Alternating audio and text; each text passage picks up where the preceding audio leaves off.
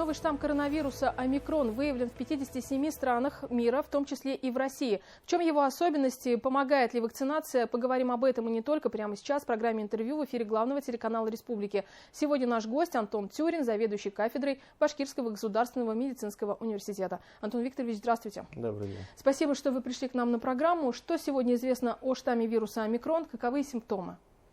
Известно, что этот штамм официально признан Всемирной организацией здравоохранения 26 ноября и присвоен ему статус варианта, вызывающего обеспокоенность. Выявлены 32 мутации в основном белке, в основном гене, кодирующий спайк-белок вируса, с помощью которого он проникает в клетки, взаимодействует с клеточной стенкой. И потенциально на сегодняшний день проведено только моделирование, то есть различные программы, которые могут по этим генетическим изменениям предсказать, как этот вирус себя поведет. Чтобы дать ему клиническую оценку, пока еще слишком мало времени прошло, мы это понимаем. Прогнозы дают разные, то есть сейчас уже начали публиковать статьи по результатам этих исследований. Некоторые говорят, что он потенциально может вызывать более быстрое распространение заболевания, но при этом другая информация, что по клиническим наблюдениям, которые есть сейчас, что тяжесть заболевания в среднем не такая высокая, поскольку меньше процент пациентов нуждается в кислородной поддержке ИВЛ. Но нужно понимать, что эти данные пока из южной части африканского континента, и экстраполировать эти результаты на наши популяции, которые и генетически, этнически отличаются, и по возрастному составу в том числе, там пока в основном эти выборки молодого и среднего возраста пациентов, не совсем корректно. Но если более широко посмотреть на самом деле на всю эту ситуацию со штаммами вируса, не стоит забывать, что все вирусы мутируют. Это их, в принципе, естественный эволюционный процесс.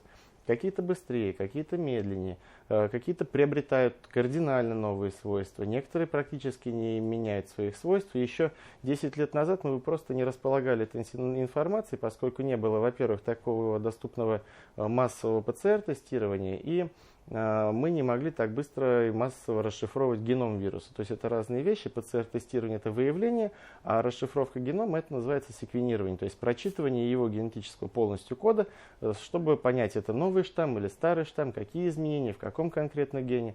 Но тем не менее, даже если взять уже хорошо, скажем так, знакомый штамм Дельта, который считается более опасным, вызывающим более тяжелые заболевания, и абстрагироваться от этих чисто научных исследований, клинически он не сказать, чтобы очень сильно отличался от изначального уханьского штамма. Да, некоторые были вариации, но если бы мы не имели этой информации о том, что штамм мутировал, вполне возможно, мы бы и не заметили изменений, потому что, в принципе, работали все наши схемы, работали методы профилактики, и эффективность была лечения.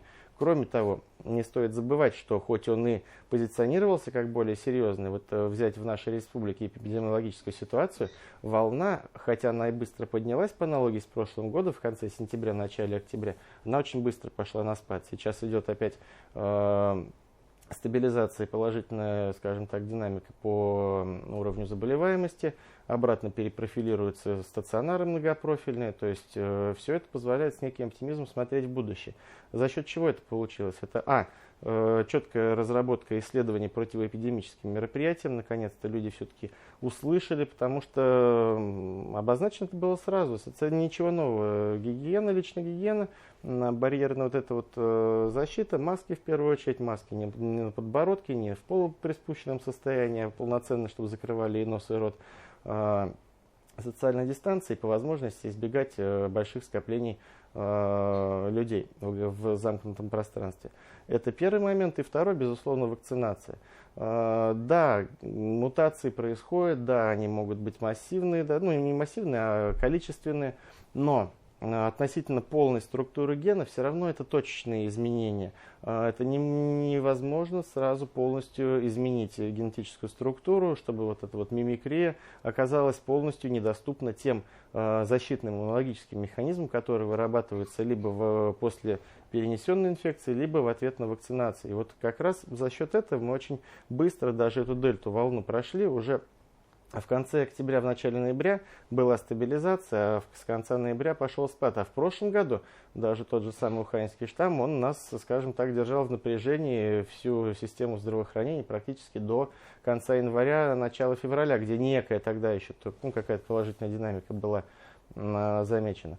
Поэтому, каким бы ни был штамм омикрон, да, возможно, у него будут некие индивидуальные особенности, но нет предпосылок, чтобы не работали вот эти вот аксиоматичные, уже проверенные за несколько лет пандемии механизмы профилактики, диагностики и лечения. Работают ПЦР-тесты, там есть специфические особенности, которые отличают именно этот тест, но сам метод работает, лекарственные схемы работают.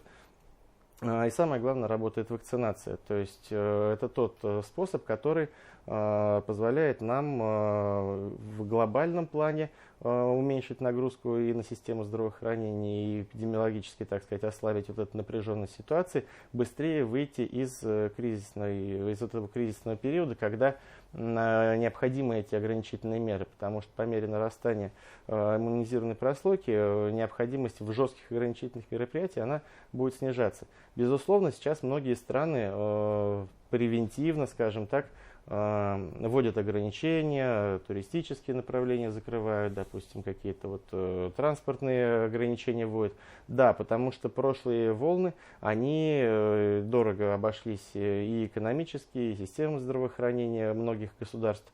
Но на данный момент это скорее дань, ну, не то чтобы уважение, не назовешь это перестраховкой, но с небольшим запасом противоэпидемиологические мероприятия вводятся.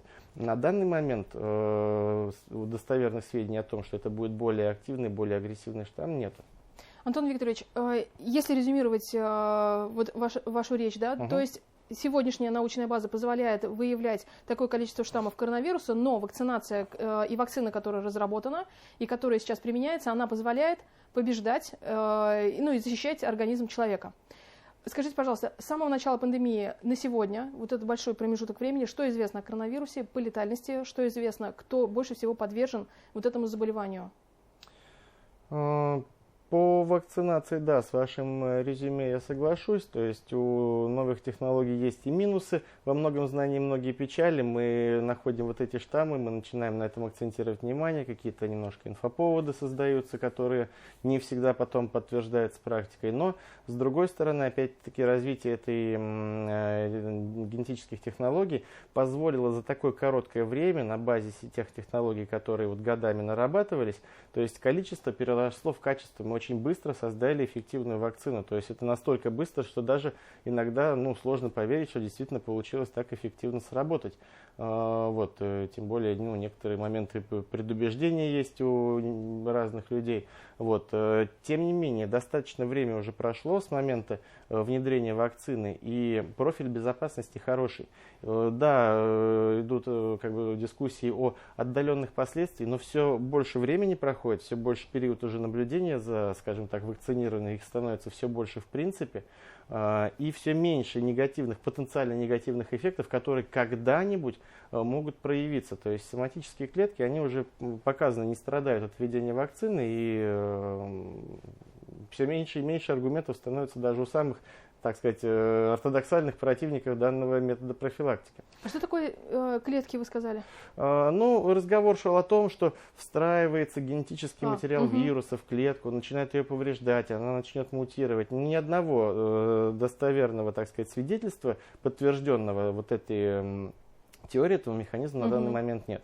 Ровно как нет и того, что встраивается в наследственный материал половых этих клеток, которые сперматозоиды и яйцеклетки, которые отвечают за репродукцию и могут вызывать какие-то негативные последствия в плане репродуктивного здоровья будущих родителей. Поэтому и беременным делали вакцинацию, и детям с младшего возраста в некоторых странах. Да, сейчас это такой этап идет, здесь идет период накопления информации. На сегодняшний день, конечно, больше информации о тех категориях граждан, которые в свое время первые получали, это категории из групп риска. Вы спрашивали, кто входит в группу риска. Сильная ситуация пока не поменялась, это старше 60 лет и пациенты с хроническими заболеваниями. Все так же избыточная масса тела является неблагоприятным фактором, наличие сердечно-сосудистых заболеваний, сахарного диабета, хронической почечной недостаточности. И вот практика, допустим, госпиталей республики показывает, что такое заболевание, как подагра, это ревматологическое заболевание, тоже является фактором риска. В том числе болеют молодые мужчины, чаще болеют эти молодые среднего возраста мужчины. То есть если есть данная патология, то пациент опять-таки тоже должен более тщательно соблюдать всякие противоэпидемические мероприятия и вакцинироваться в первых рядах, можно сказать. Еще один вопрос успеваем обсудить, 1,5 минуты остается буквально. Те, кто переболел коронавирусом, что по ним говорят наблюдения? По ним наблюдения говорят, что, конечно, сейчас в основном ориентируемся на титры антител. Ввели единые единицы измерения Всемирной организации здравоохранения, так называемые БАУ на миллилитр. Мы должны сейчас ориентироваться на них, и условная цифра, вот эта 300, это как бы отсечка эффективности иммунитета. Но пока на сегодняшний день еще мы не можем полностью оценить клеточное звено иммунитета, которое как раз эти антитела и вырабатывает. Но все же все больше свидетельств и гипотез о том, что одним из важных элементов является клеточный иммунитет и работа клеток памяти. То есть, да, мы сейчас вводим бустерные вакцины, у нас идет ревакцинация для поддержания уровня антител, но все равно время ответа на инфекцию, иммунного ответа у тех, кто переболел даже с невысоким уровнем антител, короче, и они будут потенциальными более быстро выздоравливать, более легко переносить заболевания, чем те, кто вообще не контактировал, у кого нет вообще никаких следов контакта с инфекцией. Эти пациенты должны вакцинироваться. Вопрос о ревакцинации и критериях, я думаю, он будет еще дорабатываться. Пока мы придерживаемся рекомендаций Минздрава, но, возможно, они будут еще подвергаться некой корректировке. Насколько далеко или близко мы до финиша пандемии? И мне бы очень хотелось сказать, что мы близко. В локальном варианте, в нашем вот регионе, за счет эффективных административных решений, управленческих, медицинских, мы достигли стабилизации. Будет ли еще одна волна, никто не может сказать. Пока на данный момент предпосылок для ухудшения я лично, вот как человек, немножко с этим тоже взаимодействующий, не вижу. Исключить полностью нельзя, не нужно поддаваться панике, вот этот информационный шум, несколько надо с некой долей разумного скепсиса к этому относиться.